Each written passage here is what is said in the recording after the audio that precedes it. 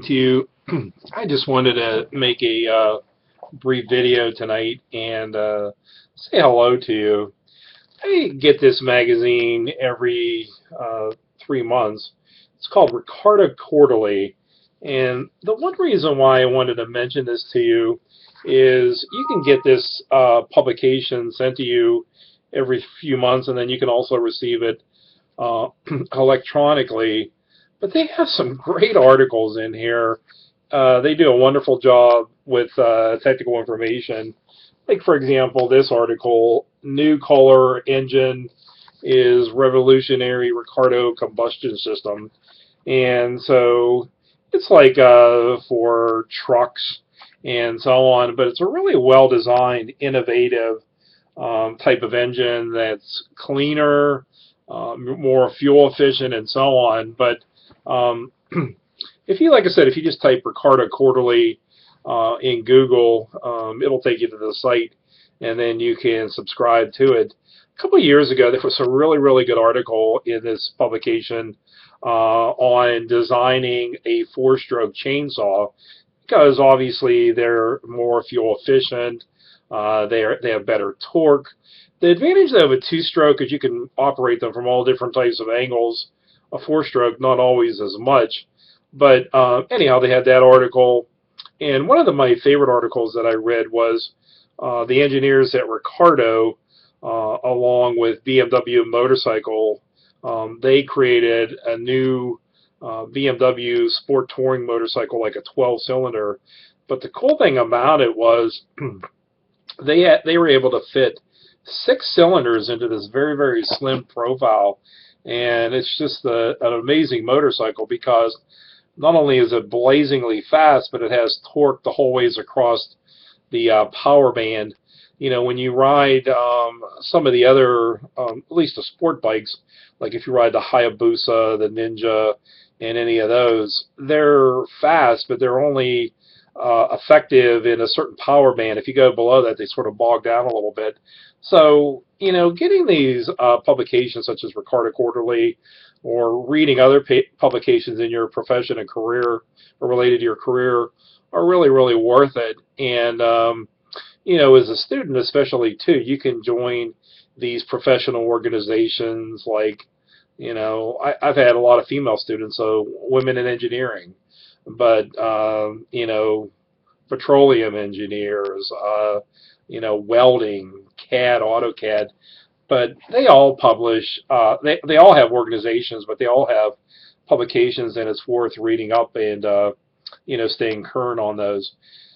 All right, I just wanted to mention to you as well, you know, this week we're only working on discussion board 1, which is revising those sentences, and quite a few people have done that already, and discussion board 1A. So the first posting is due by Wednesday night, and then the second posting is due by Friday night. So you have to respond to what another student said.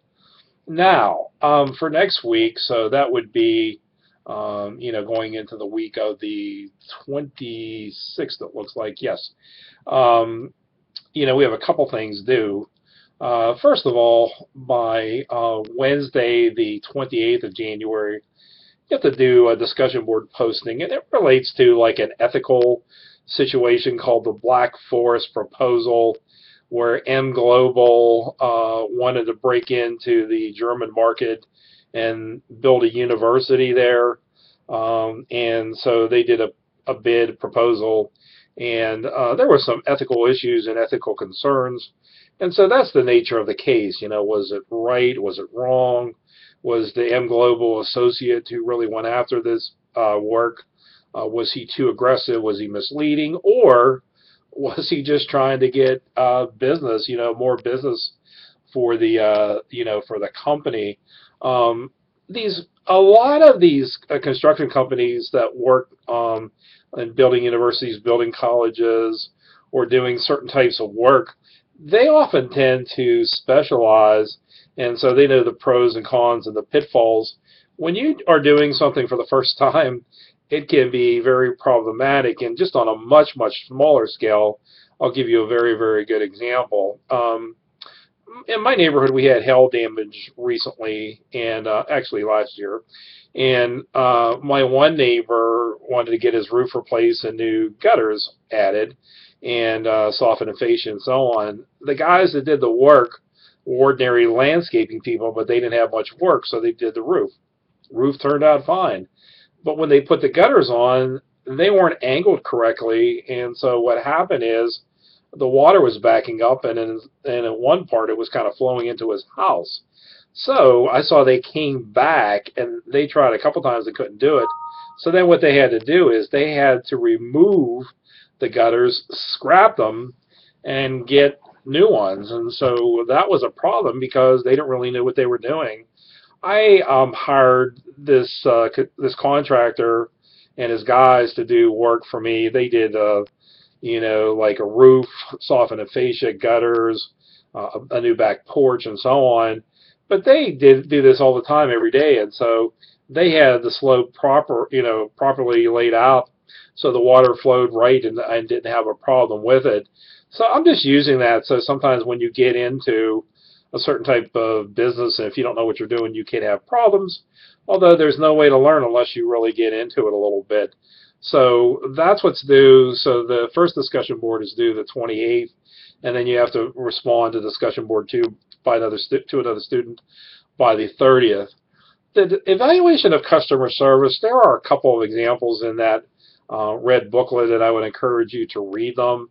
But you're evaluating a place where you currently work or have worked, and you're evaluating the customer service using either 3 or 4 points of criteria. You can choose the points of criteria, such as response to customer problems, dealing with employee issues, return policy, or whatever it is. But you have to look at, you can look at how the organization or the establishment was fair or not fair to customers. And just as a comment to you, I've had a number of students who worked at the Texas Roadhouse, and one of the comments that I often hear is customers sometimes take advantage of the situation because they know that they'll get a meal, reduced or paid for free. And sometimes the customer will eat half the steak and they'll say, well, I didn't like it. It wasn't to my liking. And then the manager will come over and do whatever they can to make the customer happy. And the customer is not always right, but they have to try to, get good ratings. So some of the students that I've had in class have complained about that. I had a student that worked at TJ Maxx or Marshalls or one of those places. A woman had a blue jean jacket, okay? So she takes it home, she washes it, then she puts all this, she beads it, and then she puts all this other stuff on it. She loved dogs, but she had all these like dog items like stapled or whatever you sewn on the jacket. So she didn't like it, so she brings it back. And the student that I had said, they told the customer, well, ma'am, I can't take this back. I can't resell this jacket. It's it's not, you're going to have to keep it. Give it to the Goodwill. And so the customer called the corporate headquarters, and the corporate made them take it back. But it was a little bit extreme. But anyhow, you're just looking at good or bad customer service, and like I said, there's some examples there. So that's all I really wanted to mention, with that. And again, as you go through this class, try to practice your formatting, which we really emphasize a good deal. And then we obviously focus a lot on sentence level writing and then in-text emphasis. So, as far as really stressing points to get them to stand out. So we do that, and then you'll also notice that in this class we use that ABC format, abstract, body, and conclusion, and which is called we also use a top-down format, which is a redundant, repetitive approach to technical communication because not everyone wants to or needs to read a document from the start to finish. That's it. I'm almost at 10 minutes. Thank you.